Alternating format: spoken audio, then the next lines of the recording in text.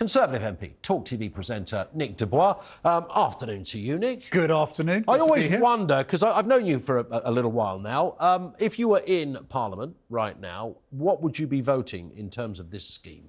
I would probably vote to put it through. And I think there's a practical So you thought I was talking tosh then? No, I don't think you were talking tosh at all. That's a legitimate view you've got. I think there's one or two points I'd probably discuss with you. Yep. But why would I vote it through, fundamentally? Well, we are months, a year away from a general election, and I would have self-preservation at the heart of my thinking for a while, because it's the issue we all understand.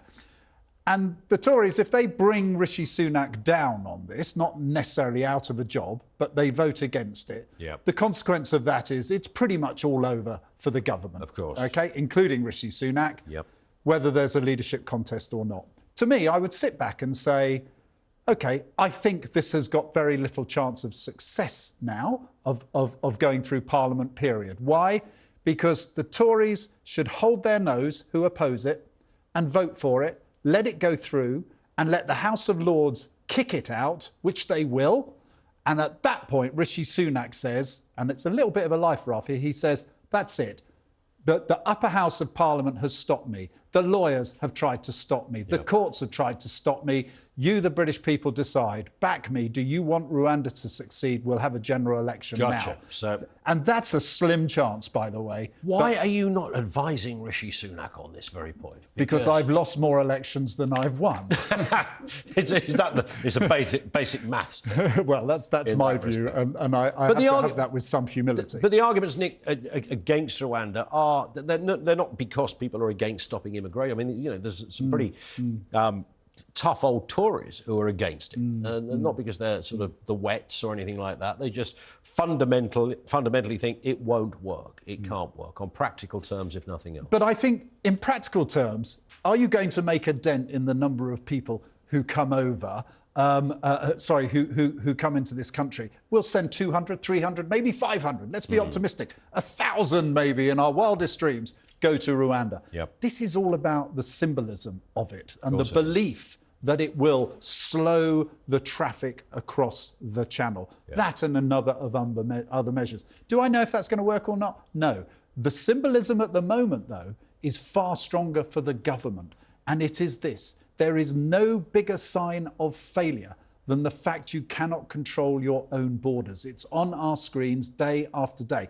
In fairness, the government have reduced the numbers by coming to agreements with countries like Albania, so less people are coming over the channel by a third. But the image is still there that they can't control their borders.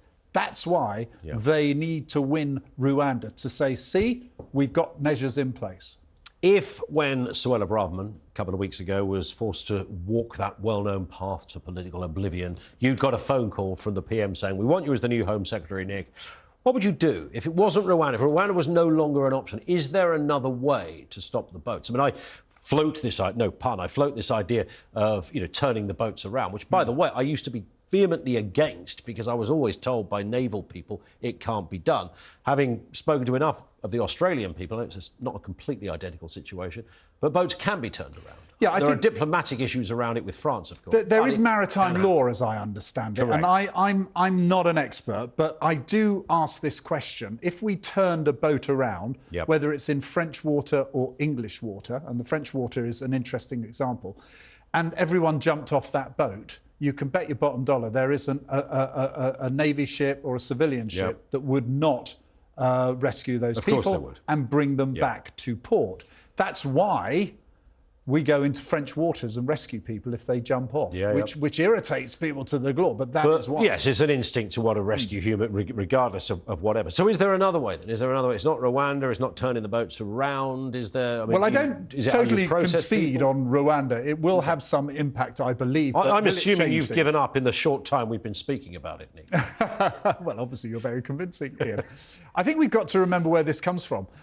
the fact that people are coming over like this on boats at the moment is kind of hiding the fact that we had people hiding in lorries, hiding under lorries, hiding in trains. We had people hiding in all sorts of places to come over. Yep. And in many ways, the numbers haven't changed. It's the means. So I think whatever we do to try and successfully stop boats coming over, whether it's your way or whether it's Rwanda, or whether it's actually it could be enough, the legislation that we've actually got in place already, assuming this bill goes through, to send people not only to Rwanda, but to treat them as illegals, which is the new law that's in place, may end up being enough.